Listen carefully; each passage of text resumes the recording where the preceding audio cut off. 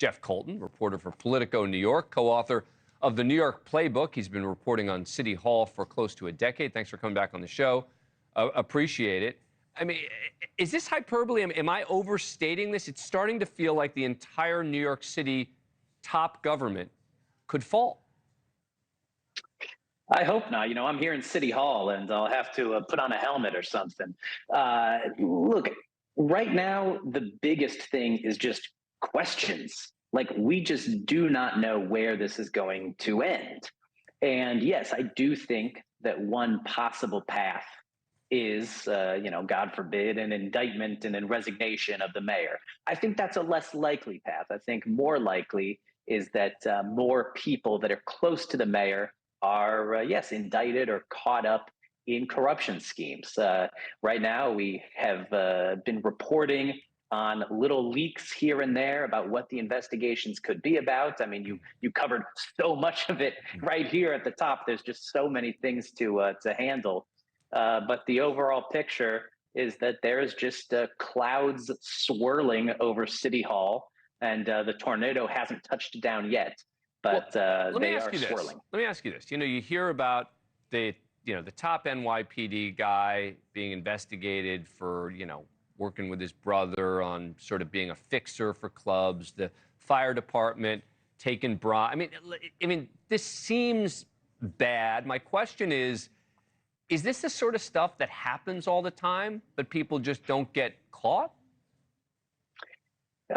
Sadly, yes. I mean, there is, of course, a history of corruption in city government. I mean, famously, there was just a big thing at Nightshot Public Housing where just low-level corruption. People would, hand the supervisors $50 to get the contracts. And we saw that with the fire department. The difference here was that this was high level. This was a chief and a deputy chief that were getting kickbacks and bribes to move building inspections to the front of the line. So yes, look, it is city government, and that's true of any big city government across the country. Sometimes there are bad actors. And the mayor defended this by saying there's 300,000 city employees that do the right thing. That may be true, but what's notable here is, yes, the high level of people that are being caught up in these corruption investigations. Right. All right, this is what Mayor Adams said today about all of this. Let's listen. Number 3. Every mayor I have communicated with says that there are moments of crises in an administration. I think that when you do a reflection, you're going to see that I am the person that I stated I am. I can manage no matter what we are facing because I have one mission. My North Star is improving the city that I love.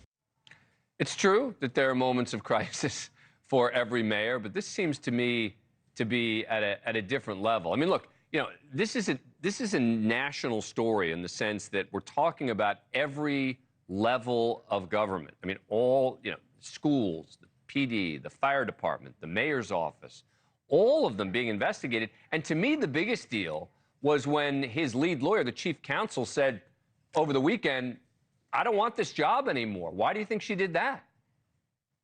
Yeah, and it's worth noting that Lisa Zornberg was the former criminal division chief of the U.S. attorney here for New York. So this is somebody who intimately knows how these public integrity investigations go, how these corruption investigations go. And she seems to throw up her hands and leave. As you mentioned, one of the theories, the leading reporting, is that she wanted the mayor to fire some of these top aides, some of his inner circle, and he refused. Now, I think that there's probably more to the story there. I imagine that was just the straw that broke the camel's back and maybe tension was building. But her brief statement, yes, did suggest that the mayor probably wasn't listening to her, wasn't taking her advice. She said, I can no longer be an effective counsel. And all the lawyers, all the experts that I've been talking to over the past couple of days, they're saying, yeah, that suggests to me that she is saying, Adams, you're not listening to me, so I'm out. Yeah. Jeff Colton, thank you so much for coming on. Appreciate it. Thanks for watching. Go to joinnn.com to find News Nation on your screen. And don't forget to click the red subscribe button below to get more of News Nation's fact-driven, unbiased coverage.